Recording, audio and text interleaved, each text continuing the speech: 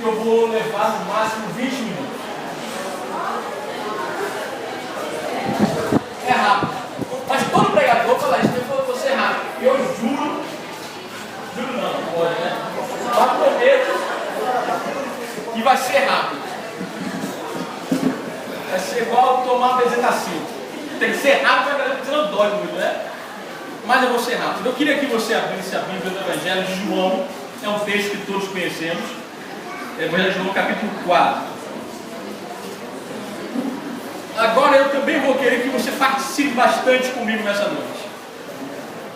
É importante você ouvir, mas acima de tudo é importante você participar do que eu quero falar e compartilhar com vocês. Evangelho de João, capítulo 4. É o texto que nós conhecemos, versículo 23. Amém, amados? Eu não sei qual é o hábito da igreja, ficar de pé ou sentado, qual for a igreja faça. Eu não sei. O importante é você obedecer. Diz o seguinte, versículo 23. No entanto, está chegando a hora, e de fato já chegou, em que os verdadeiros adoradores adorarão o Pai em espírito e em verdade. São estes os adoradores que o Pai procura. Amém? Fique à vontade. Pode sentar, fique à vontade. Eu vou começar, como é habitual meu, fazendo algumas perguntas. A Bíblia fala em João 8:36: se o Filho nos libertar, verdadeiramente seremos livres. Quantos de vocês nessa noite se consideram ou se entendem que já são livres porque foi liberto por Cristo? De verdade. Glória a Deus. Daqui por diante fica mais fácil, tá certo? Então todos têm a consciência, têm na sua mente que já são livres, são libertos. Desculpa eu fazer isso, mas eu tenho, não é porque ele me convidou nem nada, eu tenho uma admiração por JD muito grande. Porque eu consigo perceber nele liberdade e ao mesmo tempo compromisso. Mas vamos para cá e você vai entender por que eu falei isso. Nesse texto específico, a Bíblia mostra um diálogo de Jesus com a mulher. E nesse diálogo, aqui começa uma certa debate onde deveria ser o lugar correto para adoração. O samaritano tem o seu lugar para adorar, os judeus tinham o seu também. Aí Jesus faz uma afirmação que é interessante, e o primeiro pedaço do versículo 23 é o que eu quero me ater, e sobre ele eu vou pregar. Jesus diz: e de fato vai chegar a hora, e já é chegado, em que os verdadeiros adoradores adorarão o Pai em espírito e em verdade. Diz para a pessoa do teu lado: a hora é agora. Não vai chegar, é agora. Vamos lá. A hora é agora. A hora de ser adorador é agora. Não é amanhã e nem depois. E a Bíblia diz que Jesus diz que Deus está procurando os verdadeiros adoradores. E a hora desses adoradores se manifestarem como verdadeiros é agora. Está conseguindo entender isso? Amém. Vamos junto. A hora é agora. Graças a Deus, pelo que eu percebi, a grande maioria, se não todos que estão agora aqui, são evangélicos e, como todos disseram, conhecem Jesus e foi liberto pelo Evangelho. Graças a Deus por isso. Mas as minhas perguntas vão continuar. Essa libertação e essa liberdade tem produzido o que na sua vida enquanto servo de Deus? Eu faço parte da comunidade evangélica Plenitude da Fé. Tiago é um dos nossos discípulos lá. Estamos juntos lá. A nossa briga hoje, a nossa maior luta hoje, é tentar viver o Evangelho como o Evangelho deve ser vivido, na sua liberdade. Não vou entrar em questões doutrinárias, nem tampouco ministeriais. Mas aqui temos visto que cada igreja tem a sua maneira de interagir, tem as suas doutrinas, tem os seus ritos. Cada igreja é assim, cada um tem a sua. Mas a Bíblia diz que aquele que conhece Jesus é liberto. E liberto, uma vez liberto, não volta mais para o cativeiro. Eu sou liberto, estamos libertos. Estamos libertos, amém, amém? Glória a Deus. O que é que você tem vivido nessa liberdade? Que é que você tem vivido nessa liberdade enquanto cristão? Uma vez perguntaram a Mahatma Gandhi: você se tornaria cristão algum dia? E ele respondeu o seguinte: eu seria cristão se cristão fosse cristão 24 horas do dia. Conseguiu entender? Eu seria cristão se o cristão fosse cristão 24 horas do dia. Desculpa para que vai agora. E o que nós temos visto, que cristãos são cristãos quando estão reunidos no culto. Se eu já mentiram, me perdoe, que não é hábito meu, e tento não mentir. De vez em quando minto, eu reconheço e peço perdão. Mas o que temos visto é que a cristandade, o evangelho de hoje, ele tem sido vivido em lugares isolados e em momentos isolados. Aí cabe outra pergunta para eu continuar meu raciocínio: até que ponto Deus é verdade para você? Até que ponto Deus é verdade? Fora aquela menina que está ali bonitinha, o cara aqui, o anjinho ali, tu também vou quebrar um galho. Todos os demais aqui têm consciência do que é certo e errado. Todos. E a minha pergunta para ti nessa noite é o seguinte: até que ponto Deus é verdade para a sua vida? De verdade? Porque é muito fácil ir acreditar em Deus quando dele esperamos alguma coisa. É muito fácil acreditar em Deus quando existe sobre a nossa vida uma promessa dele. É muito fácil acreditar em Deus quando as coisas são favoráveis à minha vida. Mas quando as coisas são negadas, ou quando a necessidade bate a porta, ou quando a cobrança é exigida e exigida, aí nem sempre queremos ver Deus com tanta seriedade. Amém, amados? Amém. Amém, amados? Amém. Vamos junto. Mas Deus é bom. Deus é muito bom. Temos vivido na igreja hoje que Deus é Deus para alguns momentos, Deus é Deus para algumas coisas. E estamos vivendo um evangelho que o crente é crente em algum lugar, é crente em algum momento e é crente por algumas coisas. Quando é para ser beneficiado, quando é para ter algo ao seu favor, vale a pena esquecer que Deus é verdade, e vale a pena para alguns esquecer que o evangelho ele não muda e não se vende. No final eu digo: Deus vai te dar uma vitória. Mas agora não. Eu quero que você entenda isso. Deus tem sido verdade na sua vida até que ponto? Como é que você tem vivido como cristão? Porque a hora de ser adorador é agora. E agora significa 24 horas do seu dia. Ser adorador e acreditar em Deus como verdade é continuar adorando, reconhecendo a sua autoridade e divindade, quando tudo na sua vida é ao contrário. E estamos vivendo a liberdade mentirosa da igreja, uma liberdade sem compromisso, sem responsabilidade. Queremos dançar, queremos pular, queremos nos vestir assim, queremos falar de tal jeito, mas não queremos ter compromisso e responsabilidade com essa liberdade. O que temos visto é muitos crentes dentro da igreja que estão não sei porquê. Eu já falei em alguns lugares. Daqui a pouco começa a zorra total, daqui a pouco. Para alguns crentes é mais vantagem estar em casa e um zorra total do que estar na igreja. Porque vem para a igreja por vir. E evangelho não é vir para a igreja, evangelho é viver evangelho. Queremos ter compromisso no culto. Meu pastor, aqui os cultos, me perdoe que eu não sei. Tem culto que dia aqui? Quarta, sexta, domingo. Amanhã e noite de Queremos ser crentes na quarta, na sexta e no domingo. Eu estou dando exemplo, estou dizendo para vocês, pelo amor de Deus. Graças a Deus aqui não acontece isso. Amém? Amém. Glória a Deus. Mas falando em alguns lugares acontece. Queremos ser crentes na quarta. Mas eu vou me armar, eu tenho culto, não posso perder o culto hoje.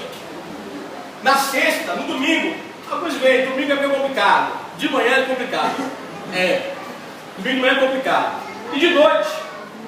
Mas ser crente é ser crente na segunda, na terça, na quarta, na quinta, na sexta, de manhã, de tarde, de noite. Você é liberto, você é livre, mas você tem que ter um compromisso com essa liberdade.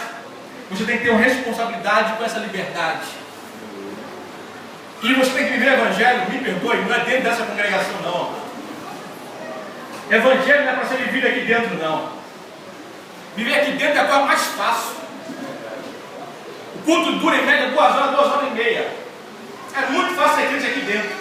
Difícil é ser crente em casa. Difícil é ser crente no trabalho, na escola. Difícil é ser crente com um vizinho chato, de todo dia bota Pablo para cantar. Não é? Oh, glória, oh, nunca Deus. Difícil é ser crente com o irmão que é chato. Está entendendo? E alguns de nós queremos ter a liberdade de ser cristão para nos vestir de um jeito, para falar de outro, para fazer isso, aquilo, outro, mas não queremos ter um compromisso com isso que Deus nos deu. É hora da igreja acordar, mano. Estamos vivendo os últimos dias, infelizmente, de crentes superficiais, de crentes sem vida com Deus, de crentes que não oram, de crentes que não jejuam, de crentes que não sacrificam nada.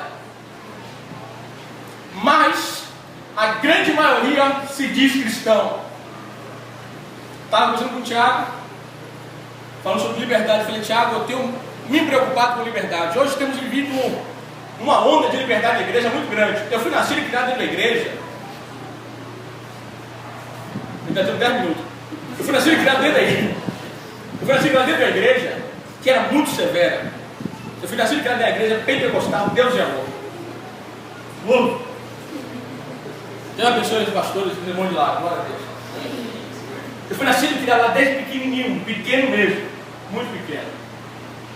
Eu não podia usar short, não podia usar camiseta, não podia assistir TV, não podia jogar bola, não podia jogar videogame, não podia ir para a praia, não podia nada, não podia nada. Tudo que não podia eu sabia, o que podia que era difícil saber.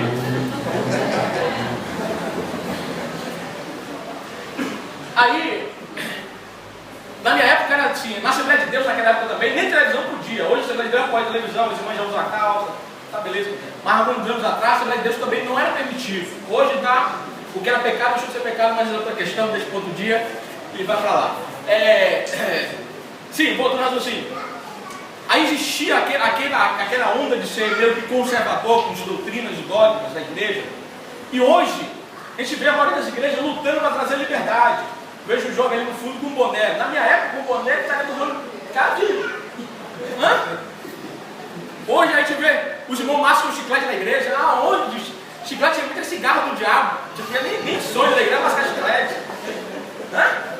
Eu falei na igreja, alguém disse, o meu pastor, da Deus Amor, as crianças ficavam sempre na frente, que ele mandava ficar na frente. Né?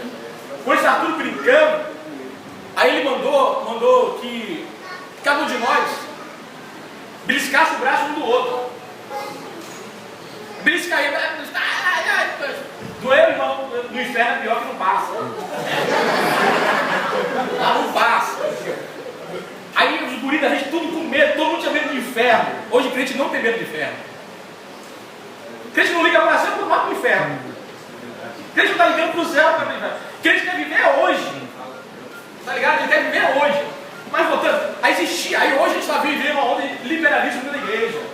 Onde se libera mais as coisas, onde se é mais maleável, onde se tenta compreender algumas coisas. Mas o que me preocupa com isso, não sou contra nada disso, ao contrário, na igreja os irmãos vão de bermuda, os caras que tocam lá, como o Tiago toca de bermuda, eles têm essa liberdade também, para não pensar que eu estou pregando uso e costume de maneira alguma.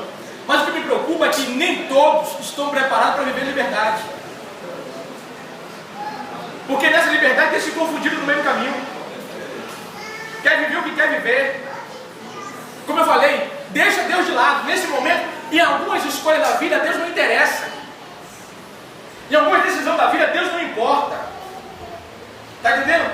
Eu quero fazer tal coisa, Deus não importa nesse momento. Deus não me importa se o bicho pegar no final. Eu escolhi errado, Deus me ajuda. Deus é bom que aí de vez em quando dá uma força. Mas a liberdade, a verdade, deveria ter sido e a igreja como um mercado, porque você só vai no mercado quando olha na despensa e está faltando alguma coisa. E algumas pessoas só vão a Deus quando falta alguma coisa em Deus. Mas quando, por exemplo, se for para decidir, aí eu vou, desculpe, é só um exemplo, mas irmã que namora, para decidir, ou termina o namoro, ou continua seguindo a Deus, muda de igreja. Está entendendo?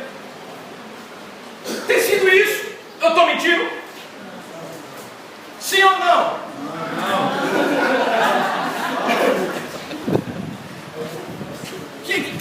Entende isso, amado? É hora de você e eu acordarmos e colocar o pé no chão e ter responsabilidade. Deus não serve só para te abençoar, não. Deus é o mesmo que corrige e é o mesmo que te exorta. O Deus que te deu liberdade é o mesmo que quer compromisso com você. O Deus que é verdade para te abençoar é o mesmo que vai te apertar quando necessário for. Agora aí você tem que entender isso. Deus é verdade até que ponto na sua vida? Minha esposa, que infelizmente não pôde estar comigo hoje, porque está de resguardo. Meu filho nasceu essa semana. Bonito como que, igual o pai. É isso. Vigia. Na minha época, pregando, ninguém fazia isso não.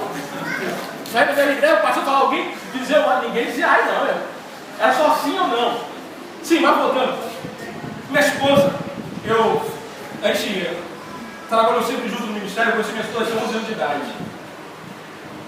E quando eu conheci ela com 11 anos de idade, eu, mesmo com a inocência, disse, um dia eu vou casar com você. E casamos, venci. Estamos juntos aí, graças a Deus.